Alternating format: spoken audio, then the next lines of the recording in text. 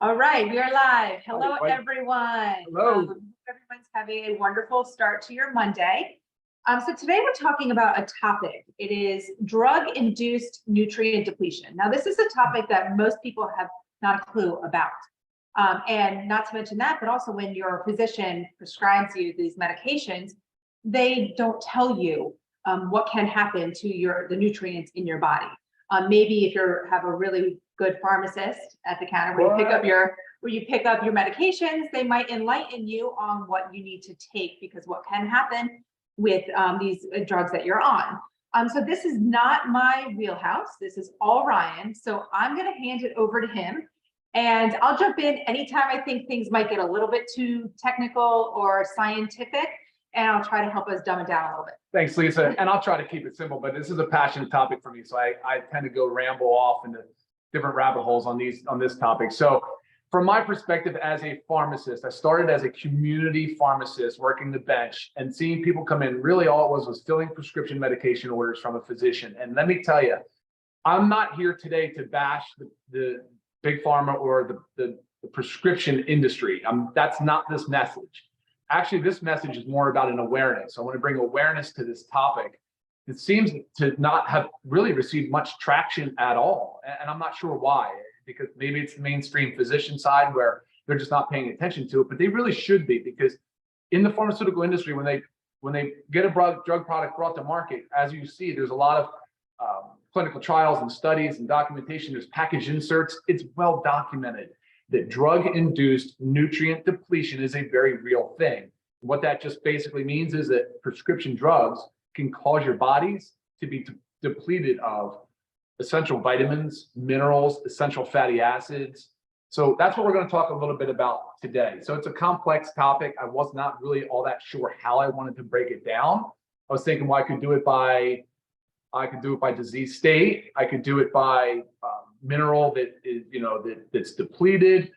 And then I could go, of course, off of certain prescription drugs. So I'm going to kind of go by disease state. But to be honest with you, I would say almost every single class of medication depletes some vitamin and mineral. I mean, we're seeing it in antihypertensive, so blood pressure meds. We're seeing it in anti-diabetic meds, so all the blood sugar lowering medications. We're seeing it in antidepressants, antibiotics for sure, which, by the way, this is a multi-part series. And I know, Lisa, you'll love this, but one of the parts we're going to cover is drug-induced microbiome disruption.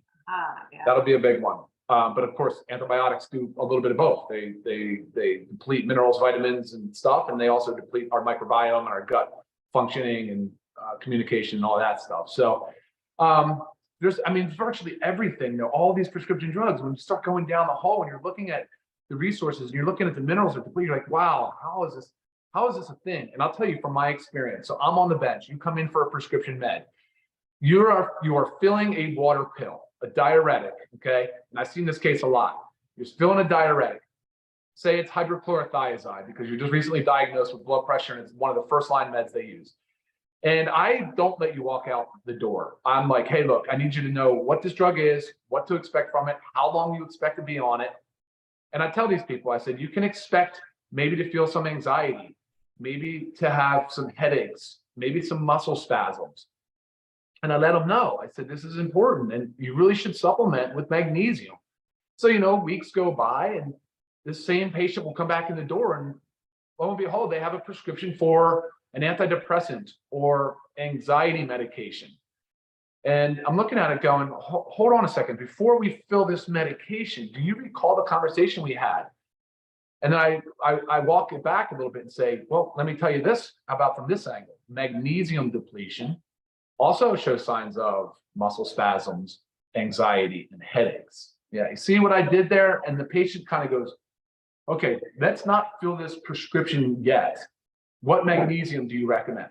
And then we would go that route. But I feel like I'm one of the minority. I'm the minority in that world. Oh, for sure. And think about how many times you've gone to the pharmacy and they haven't done that. That's like where Ryan's passion lies. Sure, so yeah. He loves to help educate and let people understand Absolutely. what's going on, not just aiming to do the job by filling a prescription and passing it on. Yeah, and I hate it. Nowadays, it's a volume game. These pharmacies are stressed out. The pharmacists are being inundated with other nonsense. I mean, it's called drug utilization review. Before any drug is dispensed, they evaluate you and your drug history to make sure there's no interactions, drug contraindications, anything like that. But yet they're leaving this really important part out. And I know pharmacists don't mean to, but it's very rare to hear somebody speak to that level. And we really need to be doing a better job. And look, it's because of we want to improve patient outcomes. It's not because I don't want them to get help with the medication. It's like, no, hold up. It could be a side effect. So the point of that story was so often, and this is polypharmacy. This is the way it is in our country, in the United States of America. I mean, most people are on some prescription medication that can cause a side effect, right? Like anxiety. Next thing you know, they're going back to the doctor. Now they're prescribed another medication. So then they're coming back, and so that becomes polypharmacy. And it's a wicked, wicked cycle. It's very hard to break out of. It's education. And by that point, it's over time. These nutrients become depleted over time. So they do become much harder to figure out and to navigate. And it can take some time and some effort to get you out of that nasty cycle. So you're also saying that typically when you're on a prescription, you're not just on one. So this nutrient depletion encompasses all of this line up here. Oh my gosh, yeah. And just one, so one med we'll talk about today it knocks out 5 or 6 important essential nutrients. All right. So yeah, I mean, ultimately that's the name of the game, is to try to help people prevent, like, look, and spend. We don't want people to spend so much money on prescription meds. No, we don't want people to rely on prescription meds for a side effect of another medication. That seems ridiculous, right? So that's nuts. I think I covered everything. So we said, and benzodiazepines are another class of meds. So for people on anxiety meds like Xanax, thyroid's a class, HRT and birth control. Another really big class of meds that knock out some important essential vitamins and minerals. Acid reflux, holy crap, that's the one where you're taking PPIs or a histamine blocker for stomach acid because you're getting reflux. Wow, you're changing the pH of the stomach. You're really jacking up some nutrients there. And a lot of times, stomach acid reflux is due to low stomach acid. Right. It doesn't really make sense, but so you're treated as if you have high stomach acid, but really you have low, and you're getting acid reflux, and you're treated for high. Yeah, absolutely. Yeah. And then of course and these will all be the multi-part series. We'll cover these at some level, but NSAIDs, the anti-inflammatories like naproxen and Advil, and also the opiates. A lot of people use opiates, so there's a lot of drug interactions and drug nutrient depletion there as well. So the way I thought we would go about this is looking at it from sort of the big picture, and we're going to talk about cardiovascular disease. That's the #1 killer. It's the most common. Over 100 million Americans have some level of high blood pressure. And in this category, I did throw in statin drugs that are typically used for cholesterol, but they're really used for inflammation, reducing cardiovascular events. Right. So I threw statins in here because I wanted to get a little extra into this video so that because there's so much to cover. So right. And this is not to say stop your medications that you're put on. This is to make you aware that these medications that maybe your body needs right now are just causing nutrient depletion. That if you need to make sure you're supplementing with the essential nutrients, guys, which we have right here with our daily essentials pack, and then the factor 4. Supplementing with these to prevent those nutrient depletions, to prevent maybe another prescription that you think you need or your doctor thinks you need based on a side effect of the one. And I don't just blame pharmaceutical. I agree with Lisa. And I'm also a proponent of making sure blood pressure is controlled. And if lifestyle is not doing it, which for most people it's not. That's the reason why we're in this issue, right? We're eating junk food. We're relying on a sad American diet, standard American diet, highly processed foods. They're calorie rich, they're nutrient poor. I mean, so we're in a really bad state of health right now. And so medications to help get our blood pressure under control are indicated. Same with statin drugs. I'm not going to put my opinion exactly on statin drugs, but yeah, I mean, ultimately we do see the evidence supporting the use of statin drugs in certain classes of people, but I think there's 50+ million Americans on a statin drug. That sounds outrageous to me, especially when you consider all the different side effects and nutrients that are depleted by that class of meds. So that's the way I want to approach it a little bit today. So I was saying, okay, so let's go into the blood pressure thing. So again, that example of a water pill, right? You go in, it's one of your first line medications when you have high blood pressure. So, and 100 million Americans have, right? So you have now you just, and it says it clear as day what the water pill does, what hydrochlorothiazide does, or chlorthalidone does, or furosemide. That's Lasix. That's a different class, but it's still considered a diuretic. What they do, they prevent the reabsorption of sodium, potassium, chloride, and they excrete massive amounts of magnesium. Hypomagnesemia. It's a very well-known, documented clinical findings, and just nobody seems to pay attention to it. So again, go back to that example. The person that gets on a water pill is not told that. Now they feel like crap. They are not feeling themselves. They feel out of whack. They're back. They get another medication and so on and so forth. But the drug, it's not just magnesium. We're knocking out potassium. We know sodium goes. We know chloride goes. And in some examples, calcium also goes.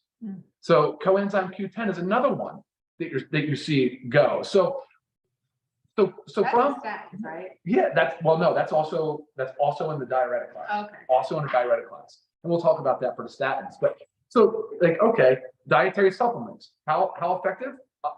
Highly effective. Ultramagnesium complex. When we talk about the statin drugs, you're going to hear me talk about the D. We just said coenzyme Q10, which is on our factor 4. Here's your multivitamin with your Bs, your water solubles.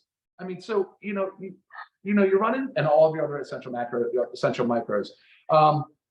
And so I'm looking at this, and I just feel like so many of our problems are based right in that issue alone. So the use of dietary supplements, more and more physicians are coming around now. There is way more literature to support the use of dietary supplements.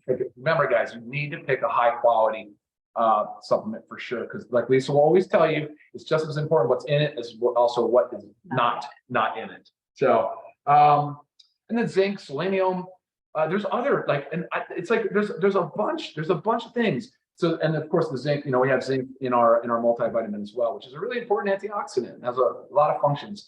But think about the example of magnesium again, involved in over 300 biochemical reactions.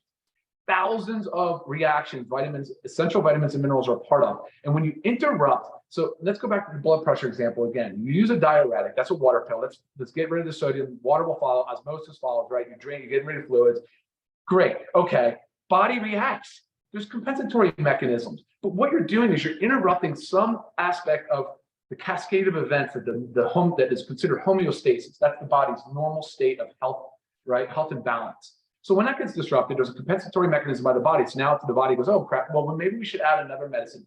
Blood pressure, it went down for 4, 5, 6 weeks, but then it kind of crept back up. So let's go to another we're going to try another medication. Then they put you on an ACE inhibitor, right? So you're going to see lisinopril is probably the most common ACE inhibitor, and same issues. So it's like you have similar issues that you just you have to be aware of these micronutrient deficiencies. And I'm not saying that that's not appropriate therapy to be on a water pill and an ACE inhibitor. That actually is probably very appropriate.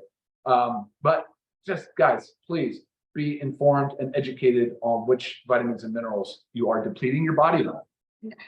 How would one know this? So your doctor puts you on a medication. Sure. Without you sitting here and telling each one, because like say someone emails you and says, hey, Dr. Ryan, I'm on this medication. Yep. What should I take, avoid? I mean, yeah. And since I'm not involved in your patient care, I can't give you specific health recommendations, but I can give you broad stroke. I mean, most physicians will order another blood panel, look at your Chem 7 or Chem 8, and you'll see sodium and chloride, but then they kind of stop there. They don't pay attention to magnesium. It's not an easy one to test anyway. Most of your magnesium's in your bone, muscles, and tissues. I'm just drilling on that one right now. But yeah, I mean, I agree. You should want to know, like from your physician, is there a way to measure, to monitor my progress and checking in on micronutrient status? And not a bad idea too, when you pick up your prescription, ask your pharmacist. Please. Now that you know about nutrient, if you didn't know about nutrient depletion, now that you do know about it, say, okay, hey doc, or hey pharmacist, yeah, sure. I'm on this prescription. What other supplements, vitamins, minerals should I be supplementing with that this medication will start to deplete? So ask these questions. They have the knowledge. Justifying has the knowledge. They have the knowledge. You just have to ask. Yeah, it's right there in front of them for sure. They've been told it many, many, many times. All right, Lisa, you want to see if there's any questions on the board here? Okay. How are we doing on time? Pretty good. Drug-induced nutrient depletion. So basically just taking the drug depletes your a nutrient or nutrients. You're frozen. Hope we're still not frozen.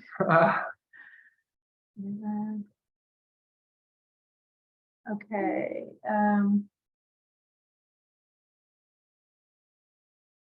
If I have any additional.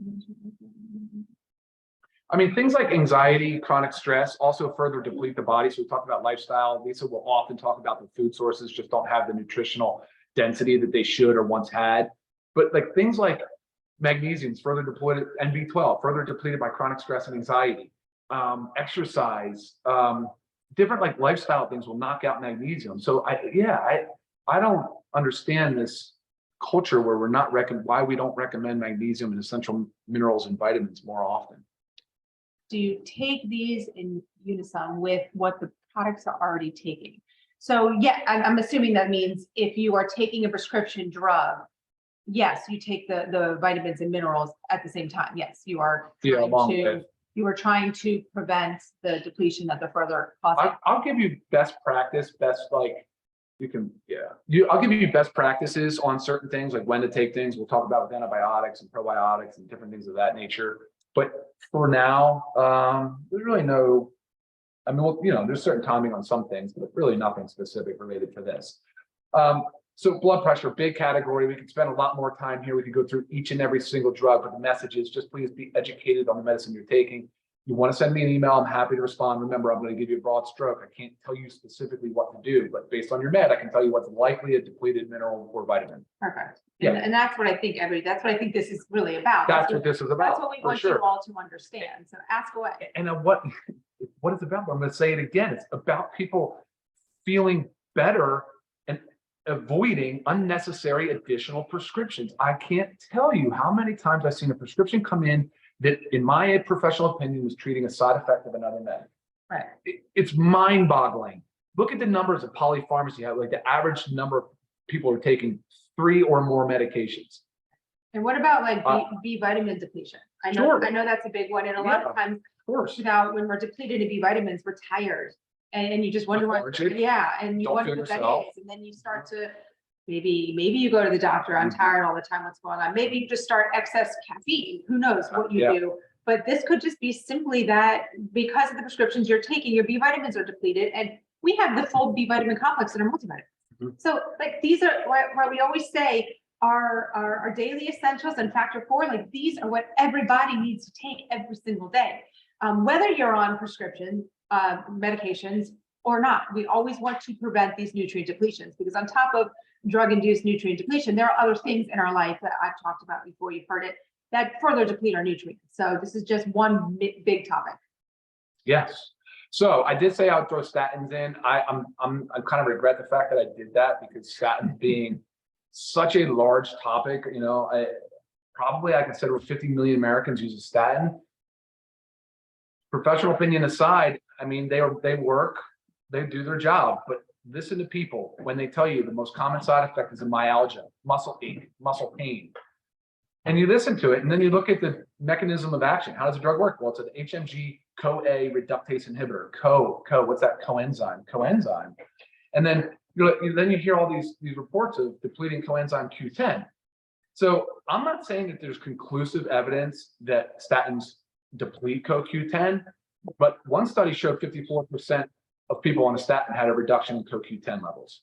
Okay, that's pretty significant. But then on the other hand, patients that were suffering from myalgia and low CoQ10 levels that took CoQ10 did not have improvement in one study. So while it's not fully conclusive, coenzyme Q10 is incredibly important in so many ways and so many aspects of our biology.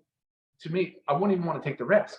And there's enough evidence empirically. Now, I would just empirically say, yeah, I should be taking coenzyme Q10 for sure. And I would recommend that to people in the pharmacy setting. And whether or not, but they most often, the vast majority will come back and say, thank you. I think this is helping a lot. So, because myalgias, there's dull, aching, muscle aches, pains, cramps.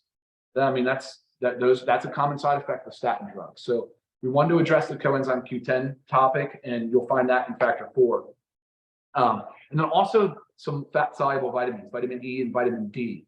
So as you know, the lipid lowering drugs, the statin class of drugs are lowering your cholesterol. Well, cholesterol plays an important part in cellular health. It's also a big factor in our vitamin D synthesis in the sun. So now you're seeing, right? You're seeing statin patients with depleted levels of vitamin D. Now we're already low. Most people are already low. The food sources of vitamin D suck. So, okay, like guys, there's enough now. Vitamin D, like absolutely essential vitamin D. Need to be taking vitamin D with K2. 2,000 units, at least 2,000 units a day. Monitor your levels, get your levels checked. That is one that's easy to check and very cheap. So please have your physician order that number. But if you want a statin, now we've got CoQ10 knocked out, we've got vitamin E knocked out, we've got vitamin D knocked out, and so also zinc. And so now we're like, you're at my counter, you're picking up your water pill, you're picking up your statin, and you just caught an earful for 15 minutes. But it's not because I'm simply just trying to educate and make sure that you guys are well informed. So that's the importance of kind of those two classes of meds. So, omega-3 fatty acids as well. Also, Shocking, yes. Within a statin class too, omega-3 fatty acids, that is your fish oil. That's your fish oil. So if you're on a statin drug, of course, most people know fish oil is good for cholesterol. It can raise the HDL, it can lower triglycerides. And so, but because the statin drugs can also affect your essential fatty acids, I strongly suggest you stay with your provider or you start on factor 4 because it has omega-3 fatty acids. right. Yeah. And I don't know if this is you personally, but I've heard it many times in my practice, as well as I'm sure you've heard it yourself. A lot of people say that if they're on a medication, so say you're on something for high cholesterol, therefore I don't have high cholesterol, but you do, you're just medicated to keep it down. But you think, I don't have high cholesterol, therefore I don't need to take anything that helps lower my cholesterol. But then you think about it, great, it's down because of medication. And if you choose to want to stay on that medication, it works for you, that's great. But then you also have to understand, again, the nutrient depletion that's happening. So regardless of it, you've got to be supplementing with it. I mean, this lineup is powerful. Yeah, no, it really is. And this is your daily essentials pack. I mean, obviously we talked about adding this in, so you'll see that here soon. But that daily essentials pack, guys. So that's it for us today. How do we do on time? Good, great stuff. So again, a lot of these questions, I always say, obviously email me, because I'm able to get to the emails better than Ryan is. If there's something specific, like about medications, you can still send them to me and I will always go to him and ask, or I'll forward it to him, or we'll discuss it together and I'll get back to you. Awesome. So like I said, multi-part series, guys. So please stay tuned for a lot more on this topic. Let me know. Send us an email, comments, questions, and we'll get back to you as soon as possible. Yes. And apologize for all the doors banging, but kids home for summer break. That's the way it goes. All right, y'all. Have a wonderful, productive Monday. Bye.